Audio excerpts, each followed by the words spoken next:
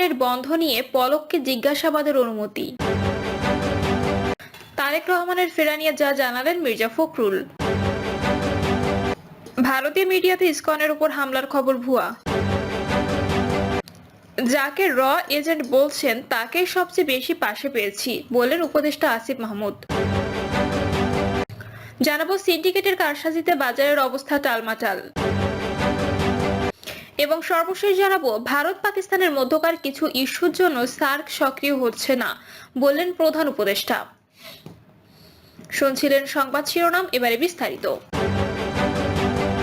Internet বন্ধ নিয়ে পলককে জিজ্ঞাসাবাদের অনুমতি।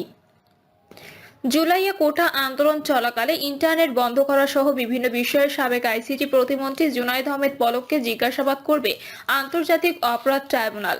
ট্রাইব্যুনালের তদন্ত সংস্থা আগামী 18 ডিসেম্বর জিজ্ঞাসাবাদের তারিখ নির্ধারণ করেছে। ট্রাইব্যুনালে প্রসিকিউটরের আবেদনের পরিপ্রেক্ষিতে আদেশ দেন ট্রাইব্যুনাল। একই সঙ্গে যাত্রাবাড়ী থানার সাবেক ওসি আবুল হাসানকেও একদিনের জিজ্ঞাসাবাদের নির্দেশ দিয়েছে ট্রাইব্যুনাল। তার বিরুদ্ধে ট্রাইব্যুনালে যাত্রাবাড়ী এলাকায় শিক্ষার্থী ইমাম হাসান তাইম হত্যা মামলার তদন্ত চলমান।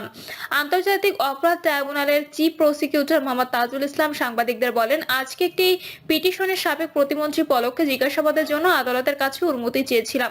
আদালত সেটা মঞ্জুর করেছে। আগামী 18 ডিসেম্বর একদিনের জন্য তাকে জিজ্ঞাসাবাদ করার অনুমতি দিয়েছেন। চিফ প্রসিকিউটর মোহাম্মদ তাজুল ইসলাম বলেন, তাকে জিজ্ঞাসাবাদ করতে চাওয়ার প্রধান কারণ হচ্ছে তিনি সে সময়ে মন্ত্রিসভার সদস্য হিসেবে ছাত্র জনতার উপর যে গণহত্যা, মানবতা বিরোধী অপরাধ সেগুলোর পরিকল্পনা বাস্তবায়নে সরাসরি দায়িত্বপ্রাপ্ত ছিলেন। সাবেক প্রধানমন্ত্রীর সঙ্গে জুনায়েদ আহমেদ পলক এসব পরিকল্পনার বিষয়ে জানতেন। এসব পরিকল্পনার বিষয়ে বিস্তারিত তথ্য উদ্ঘাটনে তাকে জিজ্ঞাসাবাদ করা প্রয়োজন। তিনি আরো বলেন, সেই সময় তিনি ইন্টারনেট সেবা বন্ধ করে দিয়ে গোটা দুনিয়াকে বাংলাদেশ থেকে বিচ্ছিন্ন করে রেখেছিলেন। এই গণহত্যার তথ্য মানুষের কাছে পৌঁছানোর বিষয়ে তিনি বিঘ্ন সৃষ্টি করেছেন। এসব বিষয় গোটা দুনিয়া থেকে আড়াল করা, অপরাধকে ধামাচাপা দেওয়ার চেষ্টা করেছেন। এসব বিষয়ে বিস্তারিত তথ্য উদ্ঘাটনের জন্য তাকে জিজ্ঞাসাবাদ করা দরকার। এই কারণে তদন্ত সংস্থা আমাদের কাছে অনুরোধ জানানোর কারণেই আমরা আদালতে আবেদন করেছিলাম। সেই প্রেক্ষিতে আদালত আমাদের আবেদন মঞ্জুর করেছেন। একদিনের জন্য তাকে জিজ্ঞাসাবাদের অনুমতি দিয়েছেন। তারেক রহমানের ফেরা নিয়ে যা জানালেন মির্জা ফখরুল। বিএনপির মহাসচিব মির্জা ফখরুল ইসলাম আলমগীর বলেন, লন্ডনের ভারপ্রাপ্ত চেয়ারম্যানের সঙ্গে দেখা হয়েছে। এছাড়া প্রবাসী বাংলাদেশি এবং বিএনপি নেতৃবৃন্দের সঙ্গে কথা হয়েছে। তাদের সবাই যোগ দিয়েছি। সেখানে প্রেসের সঙ্গে আলোচনা হয়েছে। লন্ডনে আমার সফর ভালো ও ফলপ্রসূ হয়েছে। তারেক রহমানের কাছ থেকে কি বার্তা এনেছেন জানতে চাইলে মির্জা ফখরুল বলেন, ভারপ্রাপ্ত চেয়ারম্যান সাহেব বলেছেন আপনারা ধৈর্য ধরবেন। ছাত্র জনতার আন্দোলনে একটা বিশাল বিজয় এসেছে। এই বিজয়কে ফলপ্রসূ ও সার্থক করতে হলে অবশ্যই সকলকে ধৈর্য ধরে ঐক্যবদ্ধভাবে কাজ করতে হবে এবং গণতন্ত্রকে পুনঃপ্রতিষ্ঠা করতে হবে। গণতন্ত্রের যে প্রথম পদক্ষেপ, নির্বাচনের জন্য সকলকে প্রস্তুতি নিতে হবে। দলে ভারপ্রাপ্ত চেয়ারম্যান কবে নাগাদ ফিরতে পারবেন জানতে চাইলে বিএনপি মহাসচিব বলেন, আপনারা জানেন তারেক রহমানের বিরুদ্ধে অনেকগুলো মিথ্যা প্রতিহিংসামূলক মামলা রয়েছে। সেগুলো প্রত্যাহার হলে বা আদালতের মাধ্যমে শেষ হলে তিনি ফিরবেন। এক প্রশ্নের জবাবে বিএনপির মহাসচিব বলেন, অধ্যাপক মোহাম্মদ ইউনূসের নেতৃত্বে অন্তর্বর্তীকালীন সরকারকে আমরা রাজনৈতিক দলগুলো সহযোগিতা করছি।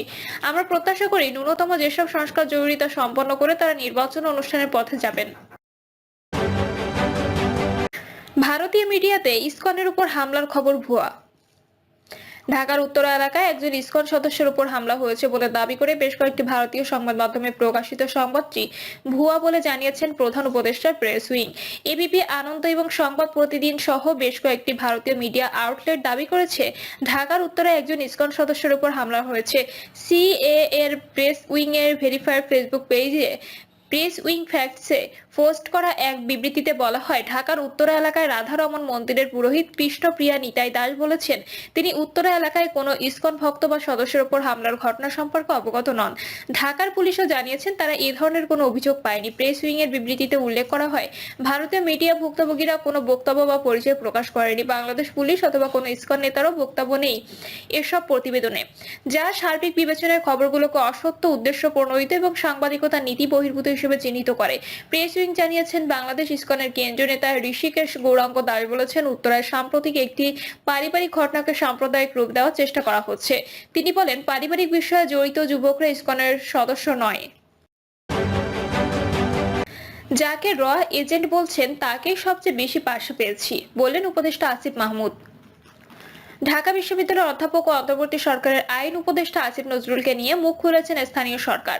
যুব ও ক্রীড়া উপদেষ্টা আসিফ মাহমুদ সজীব ভুঁইয়া পোস্টে আসিফ মাহমুদ লেখেন, যাকে র এজেন্ট বলছেন 2019 সাল থেকে আগ্রাসন বিরোধী লড়াইয়ে সুশীল সমাজ কিংবা শিক্ষকদের মধ্যে তাকে সবচেয়ে বেশি পাশে পেয়েছি আমরা।